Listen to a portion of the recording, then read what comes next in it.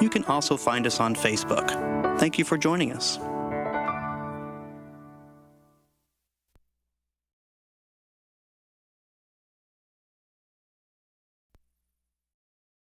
This is KWMR, Point Reyes Station. I'm Jo Deanna from Forest Knolls, and I listen to KWMR when I'm driving around Point Reyes Seashore looking for places to hike. You are listening to KWMR 90.5 Point Reyes Station, 89.9 Bolinas, and 92.3 San Geronimo Valley. KWMR is supported by our listener members and by Marin Agricultural Land Trust, a member-supported nonprofit organization working to preserve Marin County farmland. On the web at malt.org. That's malt.org. KWMR is also supported by Building Supply Center in downtown Point Reyes Station, serving the local community's building and hardware needs since 1964. More information at 415-663-1737.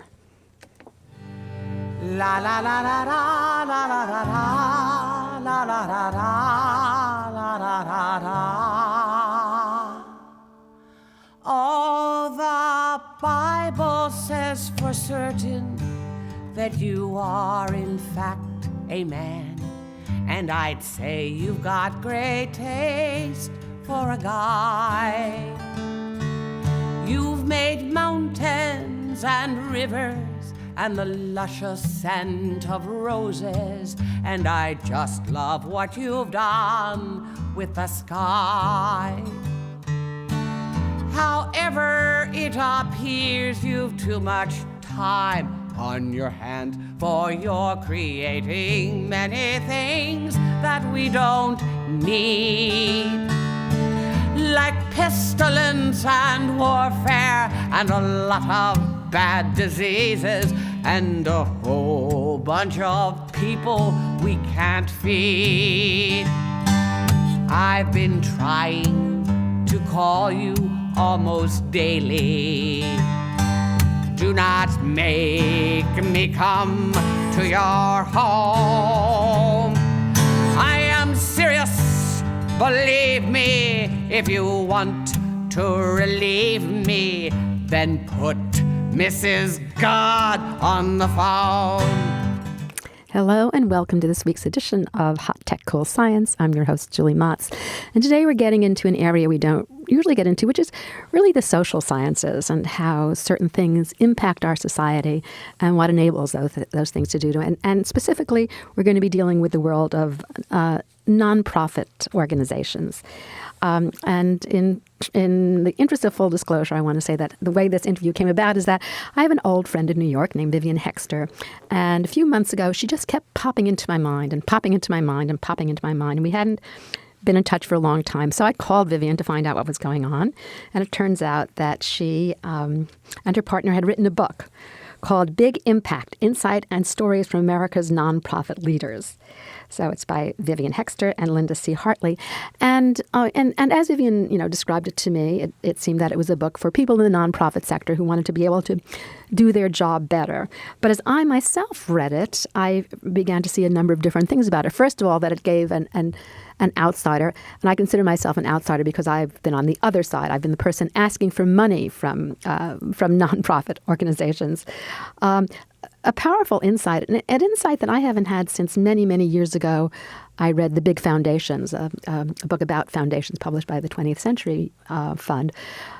So it gives a whole window into that world, but also a lot of interesting ideas about organizations in general, leadership, the kinds of people who lead and how they lead. So we're going to be talking to Vivien about her book, Big Impact, about the nonprofit world, and of course about her own life and what brought her to it. So Vivien, welcome to Hot Tech Cool Science. And, you have a very varied history in the world of nonprofits. What drew you to it to begin with? You have a business background. You could have done, anything in the for-profit sector. But what pulled you into this? Was it a specific organization or the general idea of this field? It was the latter. It was the general idea. When I recognized in my late 20s, as I was embarking on my first corporate job selling peanut butter, I realized that I actually was having trouble getting out of bed to sell peanut butter. And I went to a career counselor for the first time. And what I discovered is that although I'm good at business, I'm well organized and analytical and all those things, I'm very mission driven. So I have to care a lot about the product or service that I'm marketing or selling. And most of the things that I care about, it turns out, at least in those days, were being worked on in the nonprofit sector. And that's what drew me to it. It was not a particular mission. I resonate with a lot of different missions. And I actually ended up at the Hunger Project. That was the first nonprofit I worked for. And I always think it's sort of funny. I went from marketing peanut butter to trying to end chronic persistent hunger. So it's kind of an interesting transition. But I've worked on many different missions and enjoyed most of them. Yeah. So do you want to talk about just a few of them? I know you worked for Gilda's Club. You worked for John Jay College of Criminal Justice. Mm-hmm. I mean, that itself is quite a swing. Yes. So I went from the Hunger Project to AFS Intercultural Programs, which is an international high school and college exchange program, to being the CEO of Gilda's Club Worldwide, which provides emotional and social support for people with cancer, to being the VP of Marketing and Development at John Jay College of Criminal Justice, which is part of the City University of New York. And I would say of all those, my favorite mission was the AFS mission, because I speak French and some German, and I loved Latin, and I've traveled extensively, and I really resonated with that intercultural understanding mission. And I'm just happy if I get to speak French. I didn't get to speak French a whole lot in that job, but Mark, my husband, will tell you that if I get to speak French, I'm just on cloud nine. And so that was probably my favorite. And also, I would say, with Gilda's Club, the place where I learned the most, because I had a great boss there for 8 years who'd been in the corporate world and in leadership roles, and really allowed me to a lot of freedom to learn many different things and actually be in many different roles. So I hope that answers your question. Yeah, absolutely. And then at some point in your career, you decided to strike out on your own, so to speak, and gather the knowledge you had and become a consultant to nonprofits and also to high-level executives who are in leadership roles and or want to move to new roles. So what made you decide to do that? So a couple of things. John Jay College is a wonderful institution, and I greatly respect the gentleman who was at the time the president and just recently left there. And I found that in that role, so the marketing and fundraising role, I was not getting to do the thing that I love the most, which is planning. I was not getting to do it myself. I was not getting to do it very often. And I decided that I really wanted to do more of it. And so that was one motivation for striking out on my own. The other is that I just seem, for whatever reason, to do better working for myself rather than for someone else. I didn't know that at the time, but someone very wise, when they heard about my experiences, said, "Wow, Vivien, you'd be a great consultant." And at first I thought, "Wow, you're crazy. I'm not going to work for myself. That's not what I planned to do." But she convinced me to try it for 6 months, and 2 months after I hung out my shingle in 2011, I had my first client. And I've had clients ever since, and then 2 years ago or so, Linda and I joined forces to create H2 Growth Strategies, our current company. And so and then what made you decide to write this book? When Linda and I joined forces, we thought a lot about how are we, what is our contribution to the sector that both of us have worked in most of our careers going to be. So how are we going to announce our intentions to the sector? And what we realized is that we've worked with many wonderful nonprofit leaders in our careers, and we realized that often what goes on in the nonprofit sector is underreported, and there's a tremendous amount of social change happening every day in our communities and around the world, positive social change. And for a variety of reasons, probably most notably the fact that nonprofits don't have the marketing and advertising budgets that big companies do, people don't know about those successes, and they also don't get to hear the voices of those nonprofit leaders who, in our estimation, really have a lot to teach us about leadership and about change.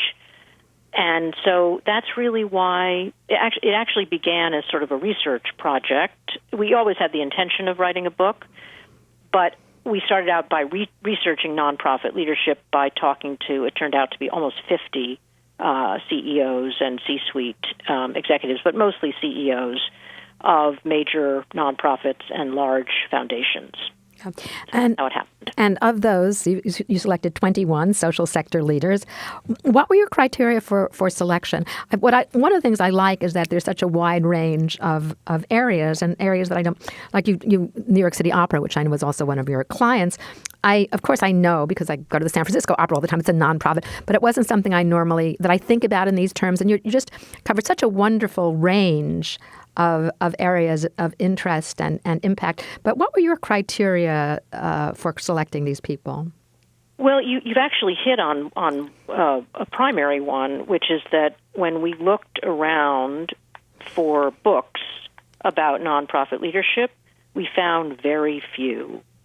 There are scores of books about corporate leadership, probably hundreds, but very few about nonprofit leadership. And the few that there are tend to be niche specific. What I mean by that is, for example, there's a book for Christian leaders. There's a book for Jewish leaders. There's a book for museum directors. But really, we found no book that featured leaders across the different interest areas or issue areas within the sector. So one of the driving characteristics or criteria was that we really wanted to cover as much of the sector as possible. Now, we didn't, it's impossible to do 100%, but we think we probably are at least 80. And so that was number one. Number two, we wanted to be sure to talk to leaders of all, men and women, different ethnic groups, so people of color, and, we wanted to be sure to have a good mix of those characteristics. And in certain instances, as you said with City Opera, so we knew the leaders, but I will tell you in most instances we did not. And we were really gratified that almost all of the leaders that we asked to interview agreed. We were actually pretty surprised by that. But again, I think it's partially a function of the fact that these folks don't get asked all that often about how they got to where they were and what they see for the future. So, long answer to your question. No, a perfect answer. So how important are nonprofits in the United States today? How significant are they in terms of their impact? Well, we think they're really significant. And I was surprised to learn recently that at least 10% of the U.S. workforce works in the nonprofit sector. That's higher than I thought it would be. I think maybe it's grown. I'm not sure about that. But so there's the sort of the sheer numbers, but then really there's the impact on our individual communities. Because if you look around in your own community at the institutions that really shape the community, you'll find that a lot of them are nonprofits, whether it's, churches, synagogues, mosques, community centers, YMCAs, Radio stations, exactly, Goodwills. So there, really, if you think about the character of your community and what makes it unique, it's often those institutions. And not only that, but they are the community. They make the community. There are the soup kitchens, and they take care of those in the community who are having trouble taking care of themselves. And that doesn't even count the fact that many people serve on the boards of these organizations and contribute to them. And they contribute their time, they volunteer, and they also contribute their treasure, right, their resources, their money. So I think what we'll find is that nonprofits are sort of part of the very fabric of the community. So I guess with the possible exception of universities or colleges and churches, when this country was started, there weren't a lot of nonprofits around. So how did they get started, and how does their role changed in the course of history? So that's a really interesting question, because philanthropy or the nonprofit sector developed very differently here than it did in Europe, for example. And I think that's a function of when the colonists arrived, they had to create everything. There was really nothing here that was of value to Europeans. I'm not talking now about the Native Americans. And so if you wanted to have a church, you had to get a group of people together and build it yourself. Or if you wanted a school, you had to get a group of parents together and build it yourself or yourselves. And there was a sort of a push to create institutions.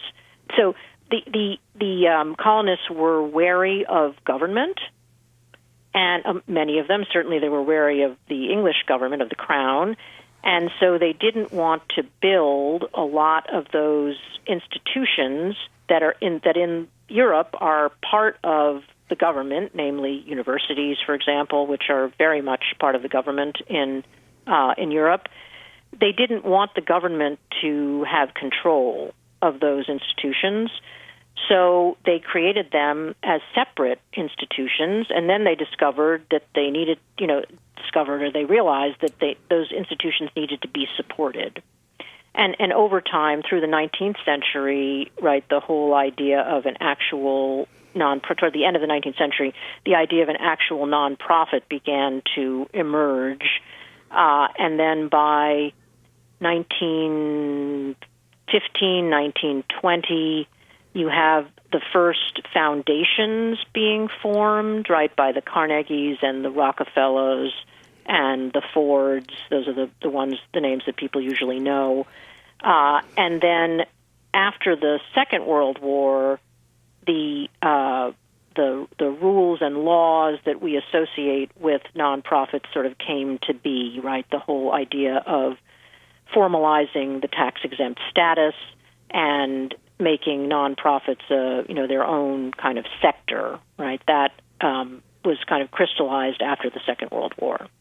This is so fascinating. I had never thought of it in this context, because I tend to think of nonprofits as those people, those organizations that step in to take up the slack that government hasn't, to do the things that government hasn't been willing or able to do. But it's interesting that it has this history in declaring, we want things that are traditionally done by government, done by private citizens instead, because we don't trust the government. I had no idea that the roots lay there. Mm-hmm. Mm-hmm. Mm-hmm. But I believe they do. Yeah, no, I trust what you've said completely. So I'm curious as to know, you've been looking within these organizations about leadership styles. I want to know how you came up with the questions, and because there are questions in your interviews that I haven't seen in many, interview books. Particularly, what's your favorite joke?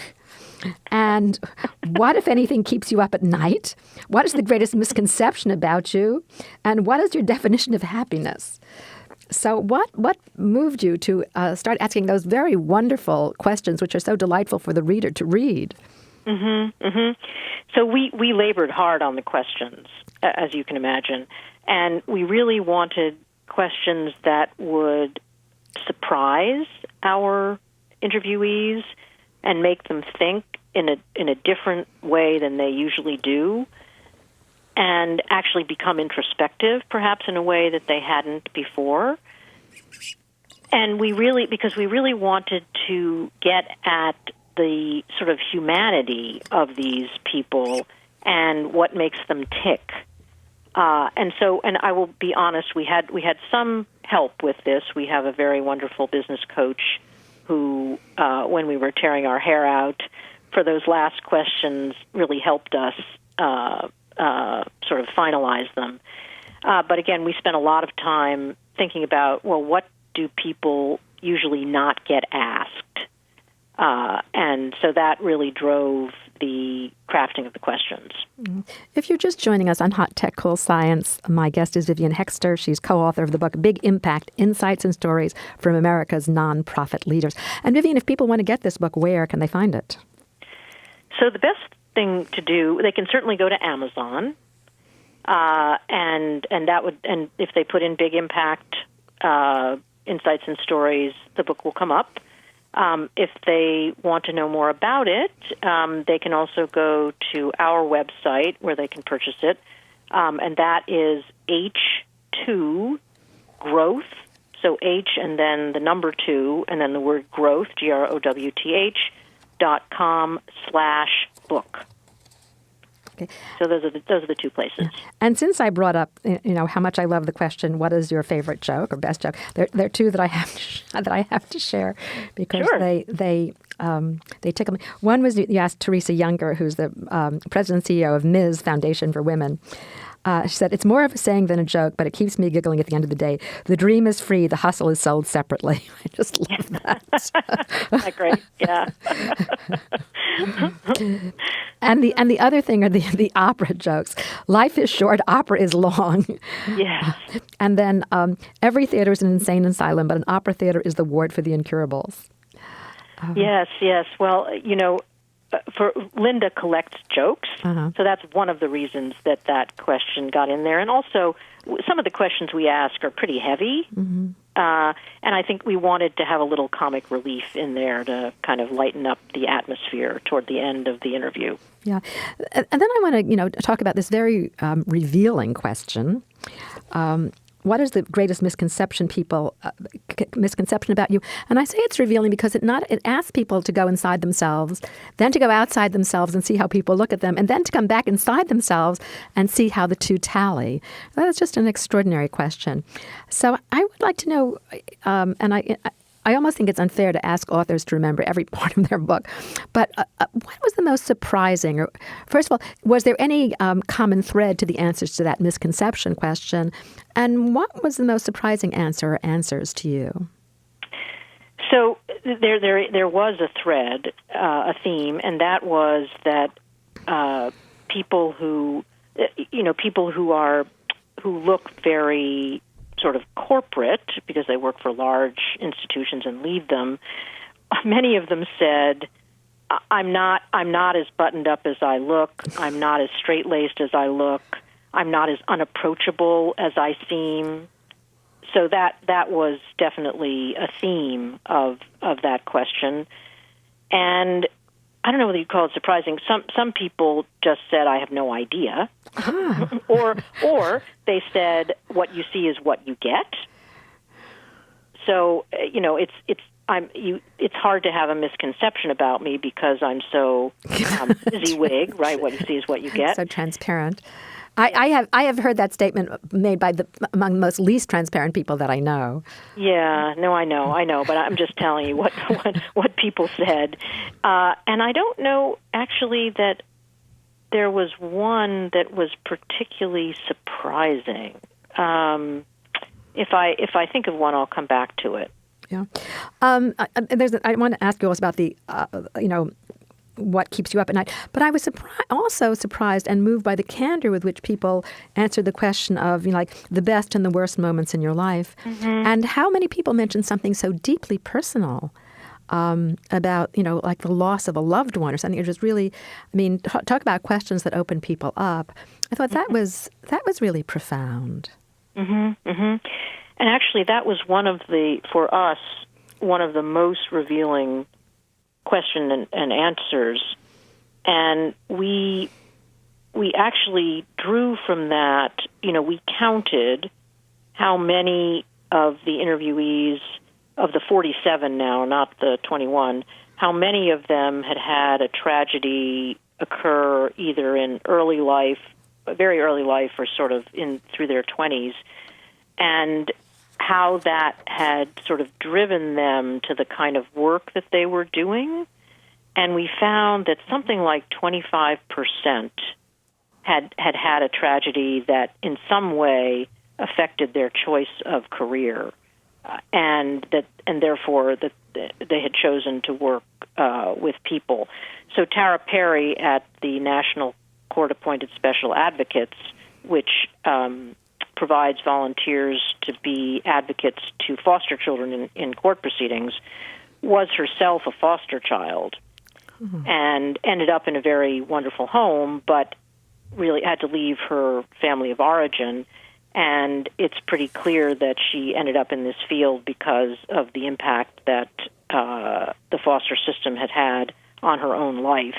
And I could give lots of other examples of people who had tragedy in their early lives. Larry Kramer, who runs the William and Flora Hewlett Foundation, he lost his father at an early age and learned about the importance of relationships, and that really sort of drove him into, he became a lawyer, but then he mostly ran law schools, right? He didn't really practice as a lawyer for all that much time.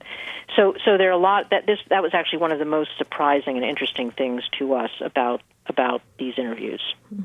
I'm curious, and this is another, more general term, not so much about the book, but in terms of nonprofits, are there historical trends? Are there periods when there are a lot of nonprofits in one area or another? And how does the spread today compare? In terms of, a lot of organizations doing one thing or another thing. I know one example, of course, is the environment, which it seems to me until the Silent Spring, for some time after that, was a non-issue practically, except mm-hmm. I guess for people interested mm-hmm. in preserving the national parks. But mm-hmm. are there trends and fashions in the nonprofit world? So I think building on what you just said, so the whole issue of climate change, right, which grew out of the environmental movement, right, or has turned into, so that there definitely is, both on the nonprofit side and the philanthropic side, huge interest in that now when there was not before. And I'm going to answer the question a little differently by saying that there are many, many more nonprofits than there used to be. There are more than 1 million nonprofits in the U.S. Wow. And that's a huge increase over, say, 25, 50 years ago. And in our estimation, there really are probably too many nonprofits. There's a real phenomenon we see in the nonprofit world of a resistance to mergers and acquisitions, which are commonplace in the corporate world, and maybe not always the best thing, but they happen all the time in the corporate world. And there's a lot of resistance to them in the nonprofit world because without the profit motive and without the need to make large profits, nonprofit boards can just say, no, we don't want to do this, and they have to give reasons, but they don't necessarily have to give economic reasons. And we're really interested in seeing more merger and acquisition activity because we just think that it's hard for the economy to support so very many nonprofits. We need a lot, don't get me wrong, mm-hmm. but I don't think we need quite as many as we have. Okay, that's a subject I'm going to like to return to after the break. You've been listening to Hot Tech Cool Science. My guest is Vivien Hoexter. We're talking about her book with Linda Hartley, Big Impact: Insights and Stories from America's Nonprofit Leaders. We'll be back very, very shortly. I've examined all the scriptures with their tenets and their strictures, and I wonder who died and made you boss. For with your twisted sense of management, it's hard to contain the damage when you nail your best employees to a cross. She must be right up to her eyeballs, trying to maintain some order at home. And there are no friends with which to hobnob when you're married to a whack job. So come on, put Mrs. God on the phone. You are listening to KWMR 90.5 Point Reyes Station, 89.9 Bolinas, and 92.3 San Geronimo Valley. KWMR is supported by our listener members and College of Marin, offering 62 associate degrees and 54 certificate programs for in-demand Bay Area careers, as well as new degrees for students wanting to transfer to a UC or state university. Weekend classes start January 20th. Weekday classes start January 22nd. Registration and information about financial aid available now at marin.edu. KWMR is also supported by the Inverness Volunteer Fire Department, providing public safety and fire services for Inverness and its environs. Information about becoming a volunteer is available at 415-669-7151 and online at invernesspud.org.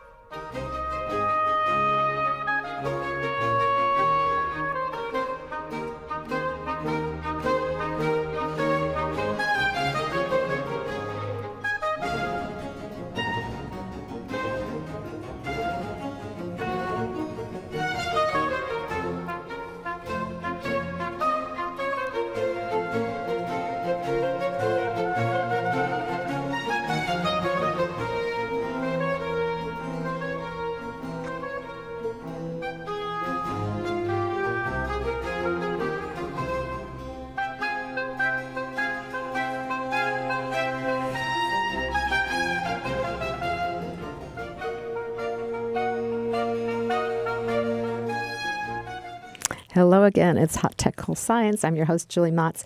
And that little bit of Handel was because I couldn't find a recording of the Messiah at the station. And I wanted to tell you that the symphony and the symphony chorus are performing the Messiah tonight and tomorrow night at Davies Symphony Hall.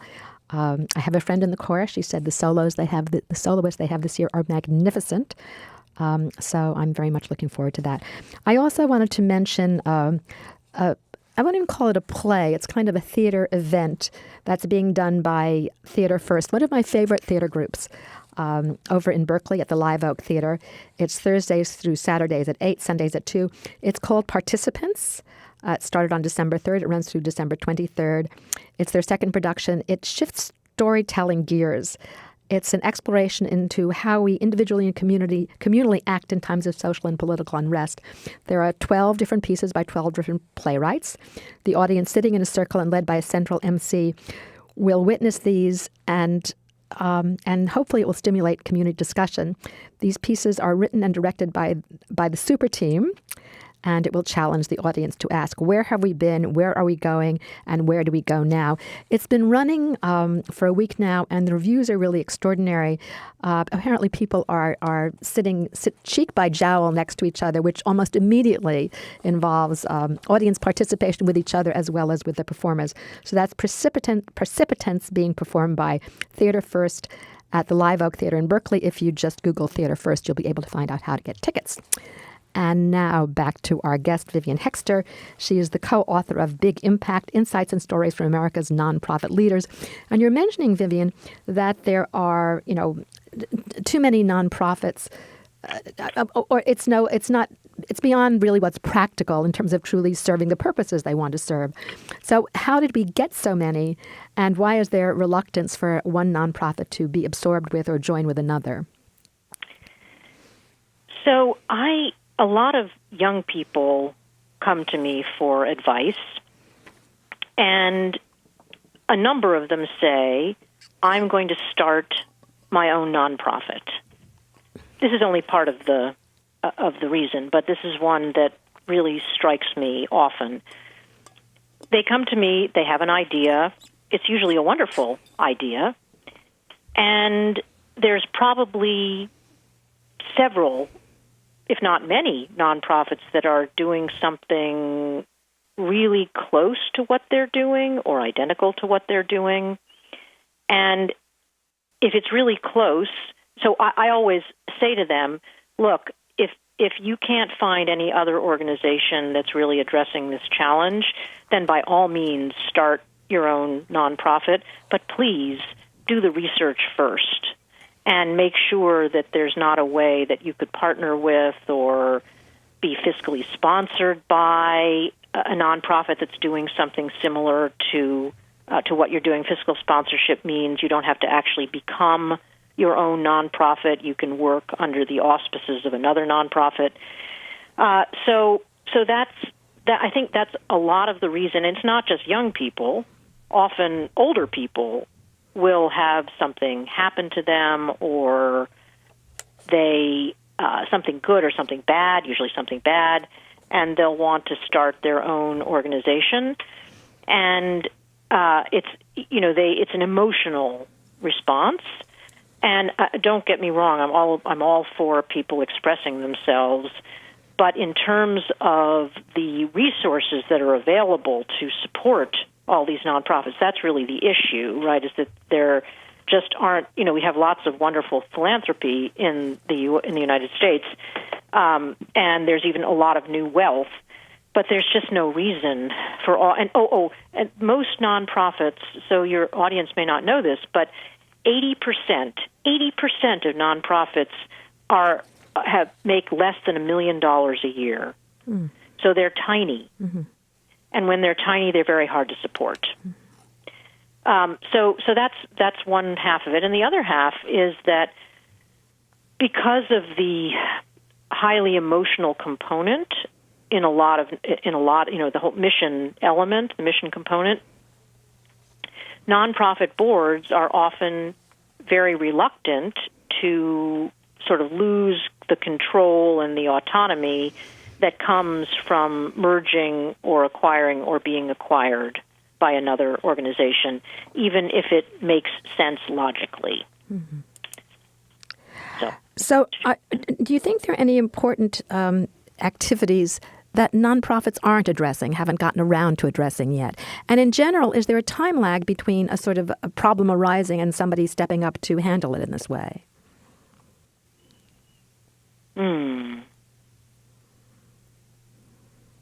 That is a great question. And I'm going to have to think about it. Okay. Because I'm not sure, which is unusual for me, but I'm not sure. Well, I know it seems like they're covering everything, but I thought maybe there's some issue that you'd sort of thought mulled over personally and thought, gee, I wish there were an organization that was stepping up to do this. So we can just table that. We'll either answer it in the course of this discussion, or maybe it'll be in your next book. So, right. So I also wanted to ask you, since this is about leadership, do you think, how does leadership in a nonprofit differ from leadership in a for-profit organization, where there is a bottom line, or does it not? What are your observations about that? Yeah, so there are a lot of similarities. You have to have all or most of the functions that a corporation has if you're of a certain size, so human resources, finance, information technology, facilities, most organizations have those things. And you have a board of directors, and you have a CEO. And I think, so there are many, many similarities. The place where I think the biggest difference lies is in the decisions that a nonprofit CEO can make that a for-profit CEO would not make, because they're not good for the bottom line. And let me give you an example. When I was working at AFS intercultural programs, I remember, and so we would send high school kids abroad to live with families and study for anywhere from a month to a year, and then we would recruit families in the United States to host young people from abroad for the same kinds of programs. And I remember distinctly that at one point there were 2 young people from a Southeast Asian country who, and maybe the economy of the country had just collapsed, and all of a sudden there just wasn't, the kids had been accepted to the program in the United States and were more or less ready to come, and all of a sudden they just didn't have the tuition, which didn't cover the full cost anyway, but they didn't have the tuition. And I remember distinctly this wonderful boss of mine, Alex, saying, thinking really long and hard about it, recognizing that he couldn't do this for every student, but basically waiving the tuition for these students at the last moment. Mm-hmm.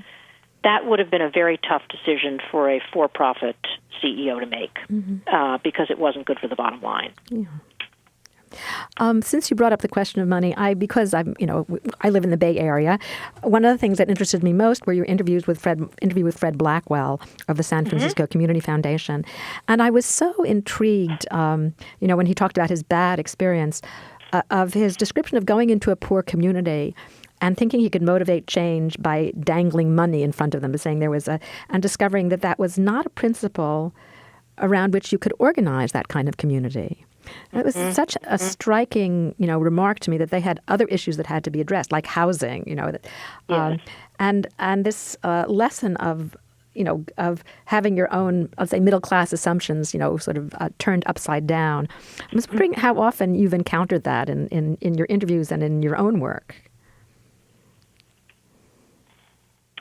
So let me just be sure I understand the question. So how many times have I encountered this idea of this kind of sort of complete surprise where you go into a community wanting to help, but the solution that seems so obvious to you discover, to your astonishment, that you just didn't understand these people's motivations at all, and it's not really going to help. Right. Well, it happens a lot, and I think it happens to us, and then I think it's happening to everyone who works in international development or in development in the U.S. The idea that we as people from the global north could really know what it is that people in the global south need to have sustainable livelihoods, that idea, right, is being shown over and over again to be outdated, colonial in some ways. And I think about the work of the Hunger Project, which is the first place I worked, where, that organization is now, I think, probably maybe 40 years old. And when it was founded by a woman, she discovered by going to the countries in sub-Saharan Africa and Southeast Asia, Latin America, that women were the key to ending hunger, and she was talking about that long before it became fashionable to talk about that. And not only that women were the key, but that telling the women what kinds of businesses they should have or how they should organize them, that those things really didn't work, and that you really had to, you could help to organize the community in the sense that you could help women form groups for mutual support, and but that trying to dictate how they were going to create sustainable livelihoods for themselves was doomed to failure from the start. And now, you may have heard about this whole idea of universal basic income, which is beginning to get talked about here because of the way certain jobs are going away, manufacturing jobs and other kinds of jobs, and that there are people in their 40s, 50s, 60s who are being who are losing their jobs, and there probably aren't jobs available for them that they can do. So there's this idea that people should just have a universal basic income and then go off and be creative or do whatever. But that idea got started in the developing world. And so that's not, I'm sorry, I'm sort of mixing two things here because, but the idea that we would know what other people need is an outmoded idea. So the answer is yes. Whenever we go into an organization to help them plan their futures, we never assume that we know what the right thing is. And what we do first is we talk to people and we interview them. And we interview people, all from representatives of many different what we call stakeholder groups, like the board, the staff, the donors, the community members the people who are served by the organization. And we try to ferret out what it is that they really need. And we let them tell us. And then we sort of mirror back to them what the trends are, and that is a much more productive way we find to particularly to do strategic planning than just going in assuming that because it's a particular kind of organization in a particular sector, we really know what they need and what they should be doing. We don't. Yeah. We're talking with Vivien Hoexter, the very humble Vivien Hoexter, co-author with Linda Hartley of Big Impact: Insights and Stories from America's Nonprofit Leaders. So I talked about, all the wonderful questions. One of them, of course, is what is it that keeps you up at night? And I was surprised that more people did not mention Donald Trump. The immediate situation, and again, in that question, what surprised you the most about people's responses? Well, actually, maybe I shouldn't have been surprised. So what keeps a lot of nonprofit executives up at night is resources.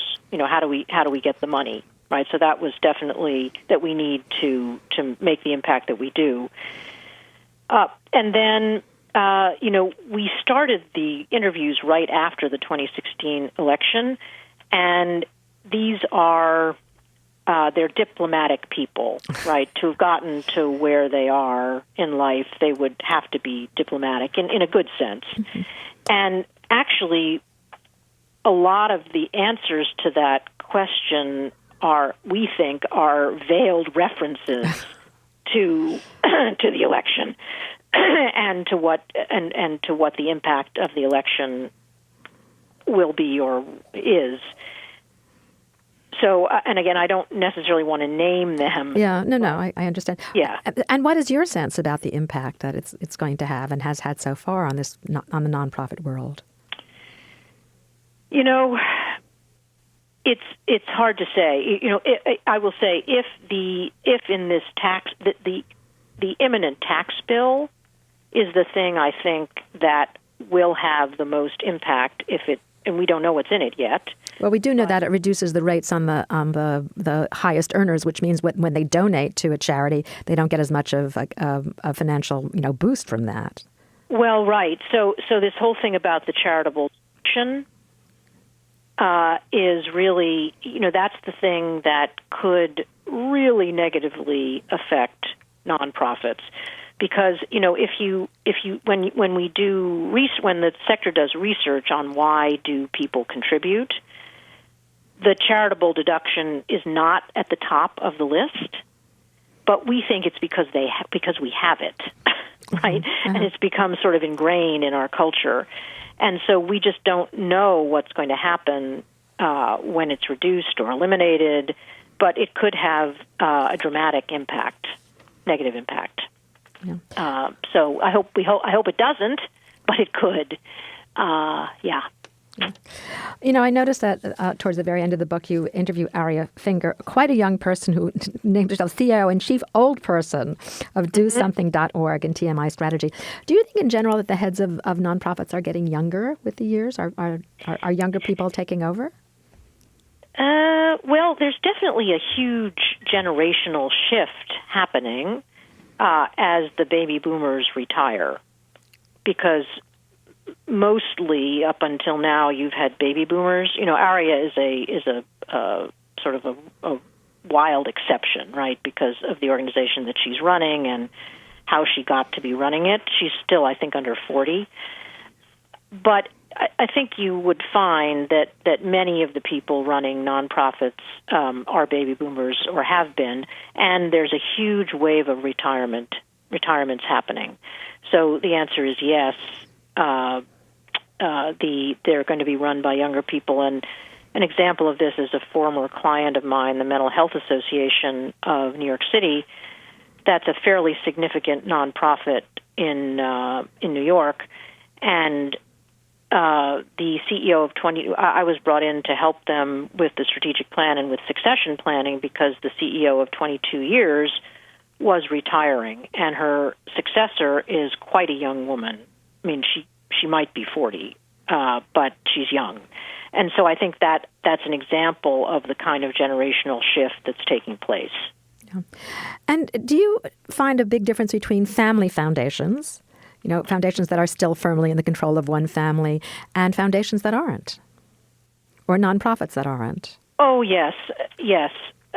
So family foundations, depending on their size, right? So family foundations are really a vehicle for giving for a particular family. And the foundation is a good way to, you know, that the family can contribute money to it as they wish and take the tax deduction then. At least they used to be able to, right, up until now. And then they could expend the money as they, you know, at the pace that they wished to. So it's really more of a vehicle than anything else. And a foundation like Ford or Rockefeller or Carnegie that has passed from the control of the family and has become a professional foundation. Now, that doesn't mean that the interests of the family are not still taken into account and the wishes of the founders, but it's a very different, they're much more complex.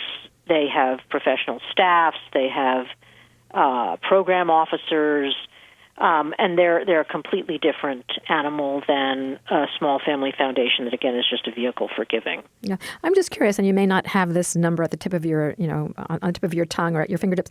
What's the largest foundation in the United States today? So that is a great question. I know that the William and Flora Hewlett Foundation is one of the biggest, and what's happening is that the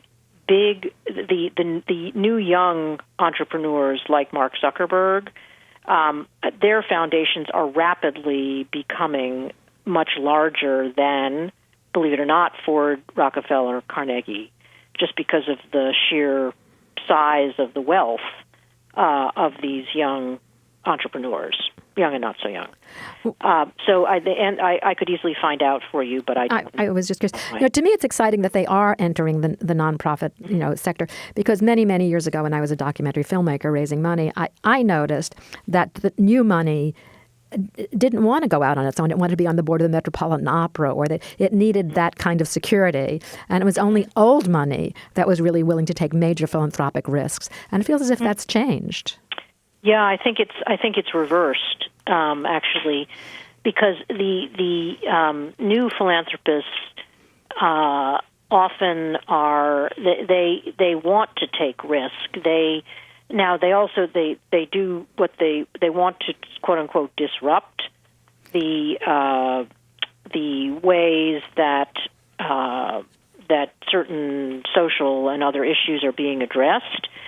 And I'm sure you noticed in the book, we asked the question of some of the foundation heads, you know, how has this new money affected philanthropy? And we got a wide range of answers from, it's not a great thing because the whole idea of disruption is not good, and, why not learn from the foundations that have been working in these areas for 50 or 100 years. Everything from that to it's a great thing because these these entrepreneurs are often very issue focused and want to tackle one big problem, and that allows the traditional foundations to kind of work in the background and on a variety of issues, sort of underlying issues. So that it was we got a broad range of responses. Mm-hmm. You, in addition to these wonderful interviews, the interview chapters are broken up with other chapters in which you talk about, what you and your co-author, Linda Hartley, think are important in terms of leadership in the nonprofit world. And I don't think we have time to go through all of them, but could you give me an example of like emotional intelligence, why it's important and where you found that, and give a good example of that in nonprofit leadership? Mm-hmm. So we found that just in general a very high level of emotional intelligence in these leaders, and we think it's important because nonprofits have often or just do have many more constituents, so many more stakeholder groups than corporations do. So you've got the staff, you've got the board, but you've also got the donors and the people who are being served and the community members who surround wherever your nonprofit works. And so it takes a tremendous amount of emotional intelligence and diplomacy to be able to manage all of those different stakeholder groups. And we also believe that there's a certain humility in nonprofit leaders that comes with that emotional intelligence, the ability to say, I was wrong, and to learn from their mistakes. Not saying that corporate leaders don't do that, and we were really struck by how much these leaders seemed to be able to learn from their mistakes. And I think the whole issue of diversity, equity, and inclusion is a great example. And I could point to the Rockefeller Brothers Fund, Stephen Heinz, or Bob Giannino at You Aspire, where they have discovered that diversity, equity, and inclusion is incredibly important in having their organizations be effective, and they've addressed it head on, and they've recognized, and here again is a sort of a surprising thing, that it's not something that you address once. It's something that you have to address once from one angle and then address it again from another angle and yet again from another perspective. And this, I know diversity, equity, and inclusion is a huge topic in the corporate world as well these days.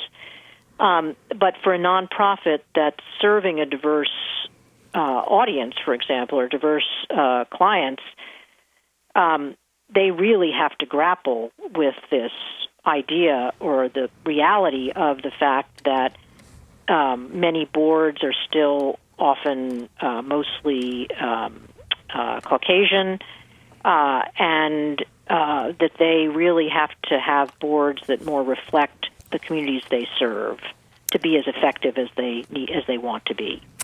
Well, if you want to find out more about the emotional intelligence of social sector leaders and many, many other fascinating things, Vivien and her partner, Carrie, just cover a wide variety of institutions and many, many intriguing people. You can read Big Impact, Insights and Stories from America's Nonprofit Leaders by my guest, Vivien Hoexter, and Linda Hartley, her partner. Vivien, thank you so much for writing this book, which was just such another window for me into your extraordinary soul.